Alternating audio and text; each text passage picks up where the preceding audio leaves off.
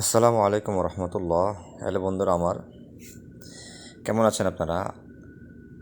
আসলে কাজের জগতে অনেক কিছু প্রয়োজন হয়, সেইটার ধারাবাহিকতায় আজকে আমি খুবই অ্যাট্রাকটিভ একটা ভিডিও নিয়ে আসলাম আপনাদের জন্য। প্রফেশনাল কাজের জন্য খুবই কাজে আসবে আশা করি। দেখেন, আমি ভিডিও শুরুতে দেখছেন আপনারা একটা টিউব অ্যাঙ্গেলে কাটা, তার মানে 45 ডিগ্রি অ্যাঙ্গেলে কাটিং করা একটা ভিডিও দেখছেন, পিকচার দেখছেন।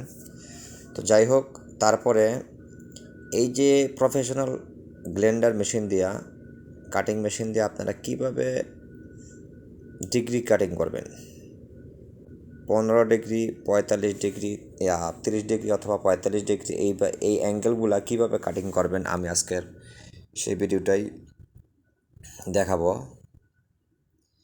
দেখেন, এই যে নাট, এই যে মেশিনের যে নাটটা, এটা যদি এখানে এখন আসে 0 ডিগ্রিতে, তার মানে এটা 100, এটা কোনো ডিগ্রিতে না, তার মানে আপনি লম্বালম্বিভাবে স্বাভাবিকভাবে কাটিং করতে হয় আমাদের যে মালগুলা, এটা এখানে দিয়ে কাটিং করতে হয়। এটা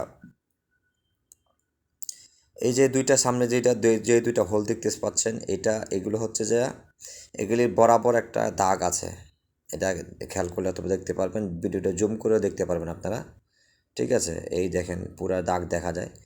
এখন এইখানে এই যে দাগ, দুইটার স্ক্রুবের মাঝখানে দাগ দেখা যায়, ওই সামনেও দাগ দেখা যায়। এই বরাবর যদি হয় তাহলে আপনার নাটটা যদি বরাবর লাগানো হয় তাহলে আপনার স্বাভাবিক যে কাটিং আমরা বরাবর, এইটাই কোনো ডিগ্রি হবে না 0 ডিগ্রিতে। ঠিক আছে, আর এটা লুজ করে যদি আমরা 15 ডিগ্রি লেখা আছে, 30 ডিগ্রি লেখা আছে, 45 ডিগ্রি লেখা আছে, ওই দাগ বরাবর যদি আমরা ডিগ্রিগুলা রাইখা এটা অ্যাঙ্গেল করে দিই তাহলে আমরা ডিগ্রি কাটিং হবে।